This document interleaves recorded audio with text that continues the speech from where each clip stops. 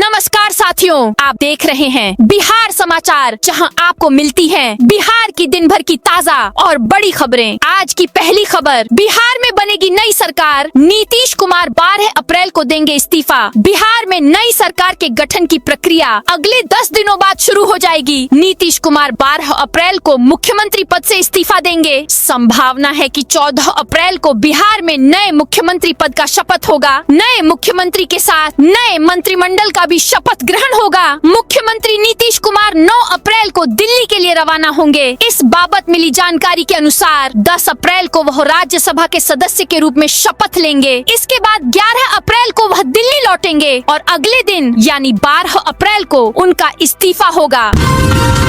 बिहार के सभी जिलों में 7 और 8 अप्रैल को तेज हवा और बारिश की चेतावनी। बिहार में मौसम ने एक बार फिर करवट ले ली है। पटना मौसम विज्ञान केंद्र के मुताबिक आने वाले दिनों में राज्य के कई जिलों में मौसम का मिजाज बदलने वाला है। मौसम विभाग के मुताबिक 6 अप्रैल से 8 अप्रैल तक राज्य के ज्यादातर हिस्सों में गरज और तेज हवा के साथ बारिश की संभावना है। इस दौरान 50 से 60 किलोमीटर प्रति घंटे की रफ्तार से तेज हवाएं चल सकती हैं।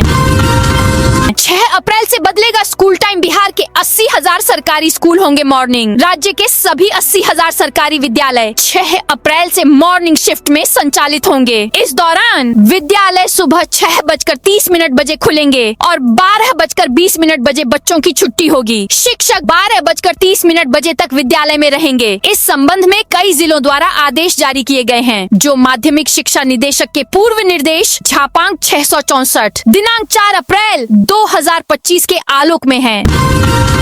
राजगीर जू सफारी में अब मिलेगा priority package. Rajgir zoo safari और नेचर सफारी प्रशासन ने टूरिस्टों की सुविधा को ध्यान में रखते हुए प्रायोरिटी पैकेज शुरू किया है। इस पैकेज के तहत टूरिस्ट एक ही टिकट पर दोनों सफारियों का मजा ले सकेंगे। एडल्ट के लिए इसकी कीमत 2,000 रूपए और बच्चों के लिए 1,000 रूपए तय किया गया है। बिहार में जाति, आय और निवास बनवाना हुआ कठिन। बिहार सरकार की ओर से जाति, आय एवं निवास प्रमाण पत्र बनाने की प्रक्रिया को लेकर नियमों को और सख्त कर दिया गया है। अब आवेदन के दौरान सभी आवश्यक दस्तावेजों को ऑनलाइन अपलोड करना अनिवार्य कर दिया गया है। बिना जरूरी कागजात के किए गए आवेदन को सीधे अस्वीकार कर दिया जाएगा। नए प्रावधान के तहत निवास प्रमाण पत्र के लिए आवेदक को पहचान पत्र के साथ पते से संबंधित वैध दस्तावेज या भूमि से संबंधित वैध दस्तावेज प्रस्तुत करना होगा। पटना में प्रीमियम पेट्रोल महंगा। राजधानी पटना में प्रीमियम ईंधन के दामों में बढ़ोतरी कर दी गई है। बुधवार से एक्स्ट्रा प्रीमियम पेट्रोल एक्स 100 एक्टेन और एक्स्ट्रा ग्रीन डीजल की नई दरें लागू हो गई हैं। इस फैसले के बाद प्रीमियम फ्यूल इस्तेमाल करने वाले वाहन चालकों पर सीधा असर पड़ेगा। अब पटना में इस प्रीमियम पेट्रोल की कीमत 149 रुपये से बढ़कर 160 रुपये प्रति लीटर हो गई है। बिहार के डीएसपी के पास 80 करोड़ की प्रॉपर्टी, मुस्लिम गर्लफ्रेंड को जमीनें गिफ्ट की। किशनगंज में तैनात डीएसपी गौतम कुमार पर आरोप है कि उन्होंने अपनी 32 साल की नौकरी के दौरान करीब 80 करोड़ रुपए की बेनामी संपत्ति बनाई। महंगे रिसोर्ट में खाना और फैमिली ट्रिप उनके लग्जरियस लाइफस्टाइल का हिस्सा रहा है। पूर्णिया में जिस बंगले में वे रहते हैं, उसकी कीमत करीब 2.5 करोड़ रुपए बताई जा रही है। वहीं फर्निशिंग पर 1 करोड़ रुपए से अधिक खर्च किए गए हैं। उनकी पत्नी सरकारी टीचर हैं, लेकिन 35 लाख रुपए की थार से चलती हैं। भोजपुरी सिंगर खेसारी लाल यादव के कार्यक्रम में जमकर बवाल हुआ। बाबू अर्जुन मेले में भीड़ अनियंत्रित हो गई। प्राइवेट गार्ड्स को लाठीचार्ज करना पड़ा, जिसके जवाब में लोगों ने जमकर पत्थरबाजी की। झड़प में कई लोग घायल हो गए। हंगामा बढ़ने के बाद खेसारी लाल यादव मुंह छिपाकर स्टेज से उतरते दिखे। भोजपुरी स्टार खेसारी लाल यादव जैसे ही मंच पर पहुंचे, लोगों ने हूटिंग शुरू कर दी और स्टेज पर जूते चप्पल फेंकने लगे। इस मेले में ही 2 दिन पहले भी स्टेज पर ऑर्केस्ट्रा डांसर्स के बीच मारपीट हुई थी। इसका भी वीडियो सामने आया था। नीतीश से मिले तेजस्वी के बागी विधायक। मुख्यमंत्री नीतीश कुमार की सुरक्षा को लेकर बड़ा फैसला हुआ है। मुख्यमंत्री पद से इस्तीफे के बाद नीतीश कुमार को जेड+ कैटेगरी की सिक्योरिटी मिलेगी। इन सब के बीच तेजस्वी के बागी विधायक फैसल रहमान ने गुरुवार को सीएम हाउस में नीतीश कुमार से मुलाकात की। बता दें कि 16 मार्च को हुए राज्यसभा चुनाव में ढाका विधायक फैसल रहमान वोट देने नहीं पहुंचे थे। बिहार के इस जिले में 1,70,000 रिश्वत लेते पेशकार गिरफ्तार। बिहार में भ्रष्टाचार के खिलाफ चल रही मुहिम के बीच एक बड़ी कार्रवाई हुई है, जिसने प्रशासनिक महकमे में हड़कंप मचा दिया है। निगरानी विभाग की टीम ने मुंगेर के प्रमंडलीय आयुक्त कार्यालय में छापेमारी कर पेशकार मुकेश कुमार को 1,70,000 रुपए घूस लेते हुए रंगे हाथ गिरफ्तार कर लिया है। वैशाली महोत्सव में भोजपुरी नाइट में हंगामा। वैशाली महोत्सव के दूसरे दिन आयोजित भोजपुरी नाइट में लोक गायिका कल्पना पटवारी के मंच पर आने के करीब आधे घंटे बाद ही भीड़ बेकाबू होने लगी। दर्शकों में उत्साह इतना बढ़ गया कि कुछ लोगों ने कुर्सियां फेंकना शुरू कर दिया, जिससे अफरा तफरी मच गई। स्थिति नियंत्रण से बाहर होने पर पुलिस को हस्तक्षेप करना पड़ा। उपद्रवी तत्वों को काबू में करने के लिए लाठीचार्ज किया गया, जिसके बाद भीड़ को तितर बितर किया गया और हालात पर काबू पाया गया। घरेलू उपभोक्ताओं को राहत। स्मार्ट प्रीपेड मीटर पर 25 पैसे की छूट। राज्य में घरेलू उपभोक्ताओं की बिजली बुधवार से सस्ती हो गई है। शहरी घरेलू उपभोक्ताओं को 125 यूनिट मुफ्त बिजली खपत करने के बाद रात 11 से सुबह 9 बजे तक 3.87 रुपए, सुबह 9 से शाम 5 बजे तक 2.39 रुपए और शाम 5 से रात 11 बजे तक 4.61 रुपए प्रति यूनिट शुल्क लग रहा है। 31 मार्च तक 125 यूनिट मुफ्त बिजली की खपत के बाद 5.27 रुपए प्रति यूनिट शुल्क देना पड़ रहा था। इसी तरह ग्रामीण उपभोक्ताओं को बुधवार से स्मार्ट प्रीपेड मीटर पर 25 पैसे प्रति यूनिट की छूट मिलेगी। यह छूट 125 यूनिट मुफ्त बिजली के बाद जो अधिक बिजली खपत होगी उस पर मिलेगी। पर्यावरण संरक्षण समिति के सदस्य बने अनंत सिंह। बिहार की राजनीति में नए फाइनेंशियल ईयर की शुरुआत से पहले प्रशासनिक पहल की गई। विधानसभा अध्यक्ष प्रेम कुमार की मंजूरी के बाद 19 अलग अलग समितियों का गठन कर दिया गया। इसमें से मोकामा के विधायक अनंत सिंह को पर्यावरण संरक्षण और प्रदूषण नियंत्रण समिति का सदस्य बनाया गया। भोजपुरी सिंगर पवन सिंह को हरियाणा महिला आयोग से राहत। हरियाणवी एक्ट्रेस अंजलि राघव की कमर छूने के मामले में भोजपुरी एक्टर सिंगर पवन सिंह को बड़ी राहत मिली है। हरियाणा महिला आयोग ने इस पूरे केस से पवन सिंह का नाम हटा दिया है। चेयरपर्सन रेणु भाटिया ने कहा पवन सिंह ने माफी मांग ली थी, जिसके बाद केस से उनका नाम हटा दिया गया। मीडिया से बातचीत करते हुए अंजलि ने कहा मैंने पवन सिंह के खिलाफ शिकायत नहीं दी थी। गंदी वीडियो बनाने वाले 2 से 3 लोगों के खिलाफ शिकायत दी थी। पटना के महावीर मंदिर में हाईटेक इंतजाम। चैत्र पूर्णिमा के पावन अवसर पर आज पूरा पटना बजरंग बली की भक्ति में डूबा हुआ है। खासकर जंक्शन स्थित महावीर मंदिर में सुबह से ही श्रद्धालुओं की भारी भीड़ है। इस साल की हनुमान जयंती इसलिए भी खास है क्योंकि मंदिर प्रबंधन ने भक्तों की सुविधा और सुरक्षा के लिए देश की अत्याधुनिक तकनीकों को तैनात किया है, जिससे घंटों कतार में खड़े रहने वाले श्रद्धालुओं का अनुभव सुखद और सुरक्षित बन सके।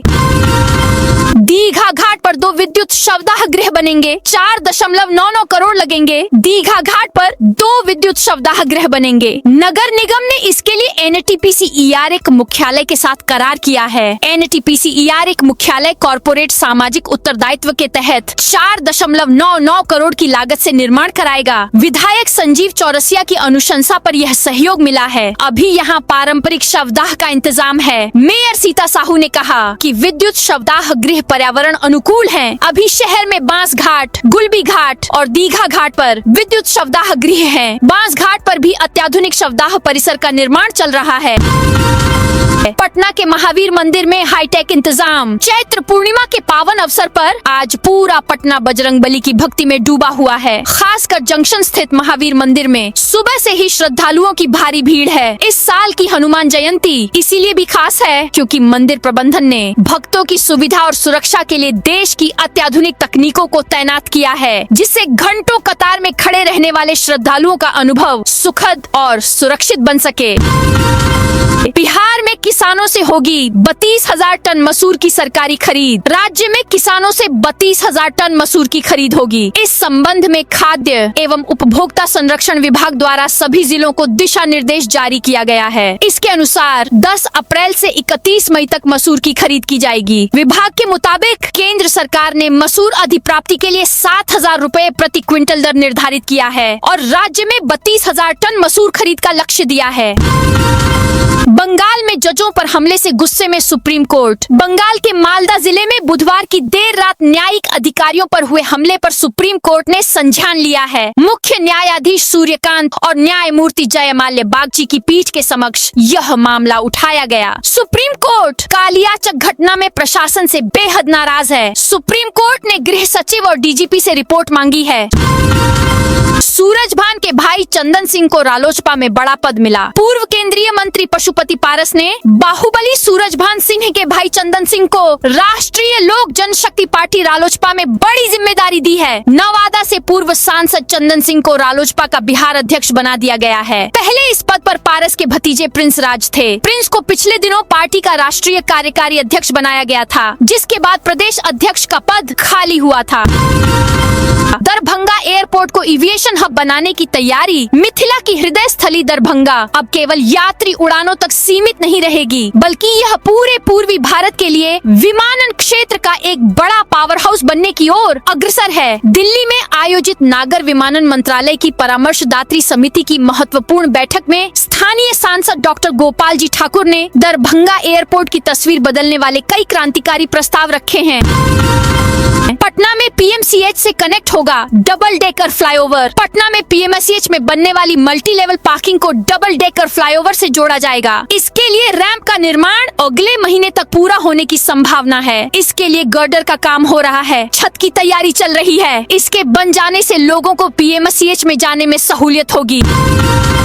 पटना जंक्शन में 1,70,000 वर्ग फीट में बनेगा सर्कुलेटिंग एरिया। पटना जंक्शन पर अमृत भारत योजना के तहत स्टेशन के सर्कुलेटिंग एरिया को पूरी तरह बदलने का मास्टर प्लान तैयार कर लिया है। अब जंक्शन का चेहरा सिर्फ चमकेगा ही नहीं, बल्कि यहाँ 1,70,000 वर्ग फीट का एक विशाल परिसर विकसित किया जाएगा। इस मेगा प्रोजेक्ट का सबसे बड़ा आकर्षण दूध मार्केट से लेकर जीपीओ गोलंबर तक बनने वाली आधुनिक पार्किंग होगी, जहाँ एक साथ 6,000 गाड़ियाँ खड़ी हो सकेंगी।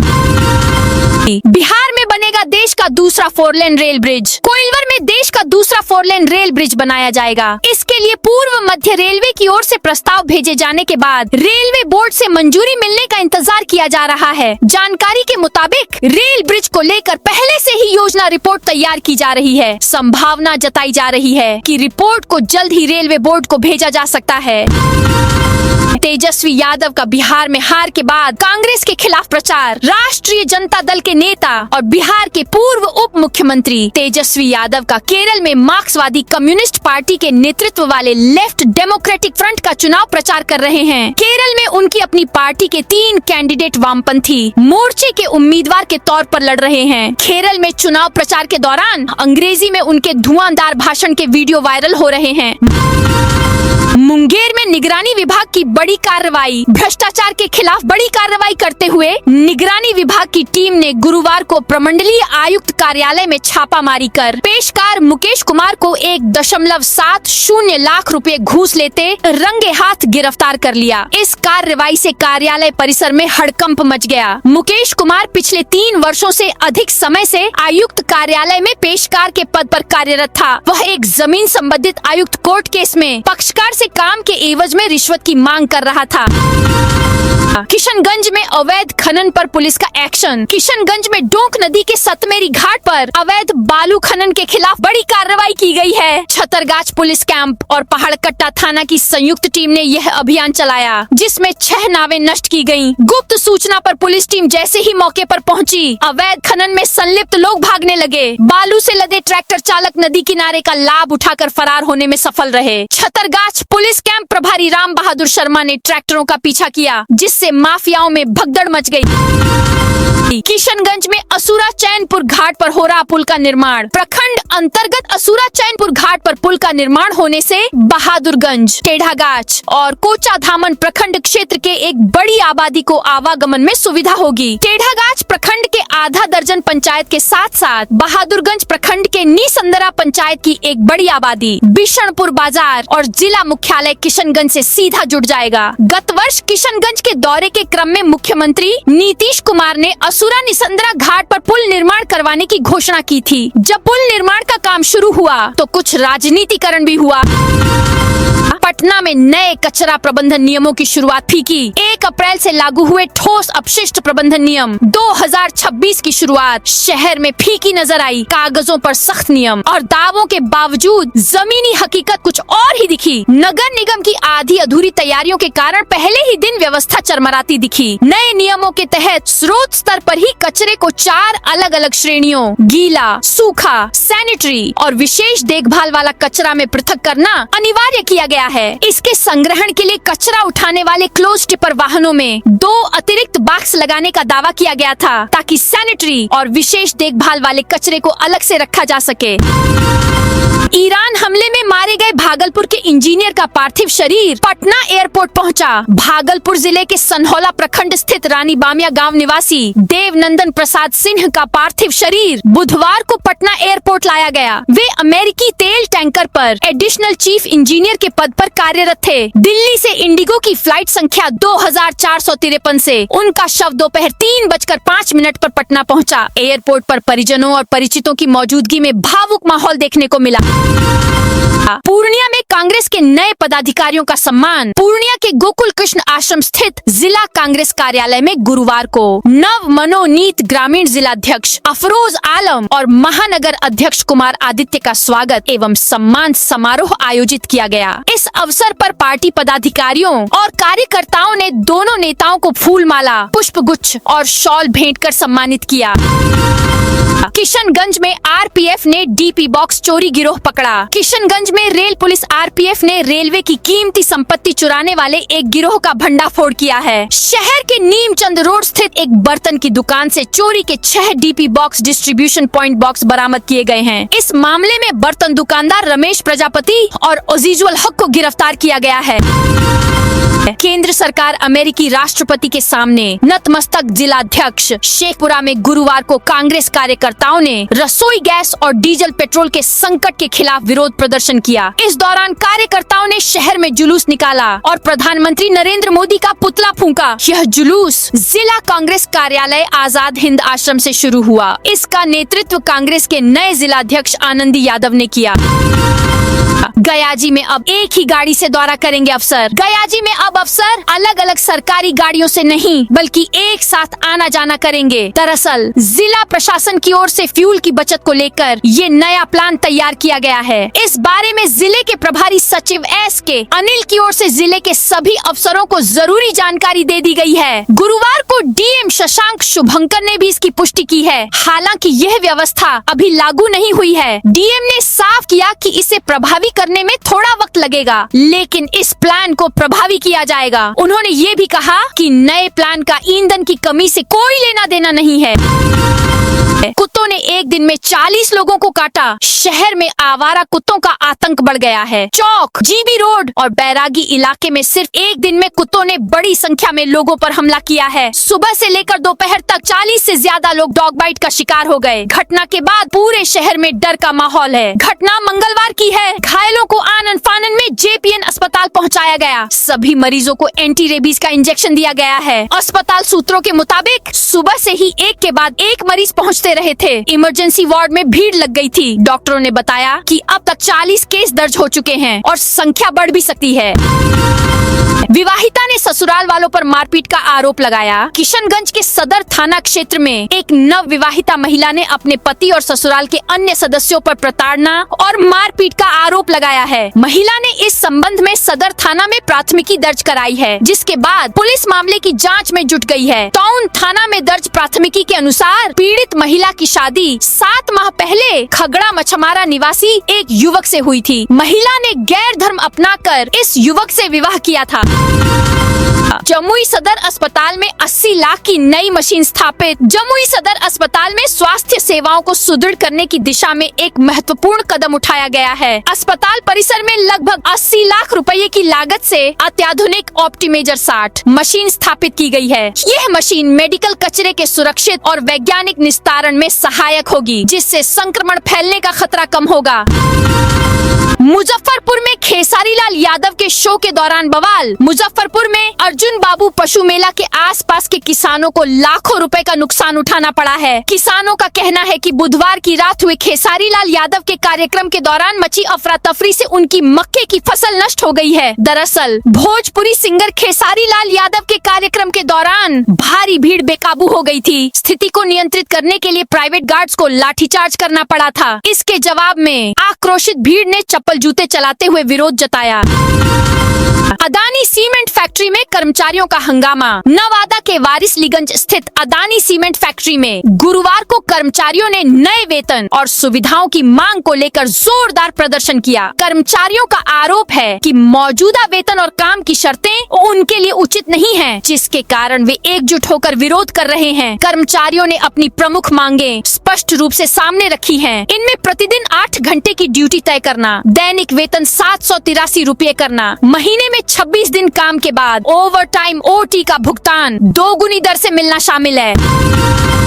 BNMU BCA के 3 सेमेस्टरों की एग्जाम डेट जारी। BN मंडल विश्वविद्यालय के परीक्षा विभाग ने BCA प्रथम, तृतीय एवं पंचम सेमेस्टर दिसंबर 2025 की परीक्षा के लिए केंद्र सूची और कार्यक्रम जारी कर दिया है। ये परीक्षाएं 9 से 16 अप्रैल तक आयोजित की जाएंगी, जिसमें लगभग 550 छात्र छात्राएं शामिल होंगे। परीक्षा कार्यक्रम के अनुसार BCA प्रथम और तृतीय सेमेस्टर की परीक्षा प्रतिदिन सुबह 10 बजे से दोपहर 1 बजे तक होगी। वहीं BCA पंचम सेमेस्टर की परीक्षा दोपहर 2 बजे से शाम 5 बजे तक ली जाएगी। DSP के घर से 80 करोड़ की संपत्ति बरामद। किशनगंज में पदस्थापित SDPO गौतम कुमार के ठिकानों पर आर्थिक अपराध इकाई EOU ने छापेमारी की है। इस कार्रवाई में उनकी आय से 60% अधिक लगभग 80 करोड़ रुपए की अकूत संपत्ति का खुलासा हुआ है। DSP, उनकी पत्नी, सास और एक महिला मित्र के खिलाफ मामला दर्ज किया गया है, जिनसे 6 अप्रैल को पटना में पूछताछ की जाएगी। तो दोस्तों, ये थी आज बिहार की दिन भर की ताजा और बड़ी खबरें। अब कल मिलते हैं नई खबरों के साथ।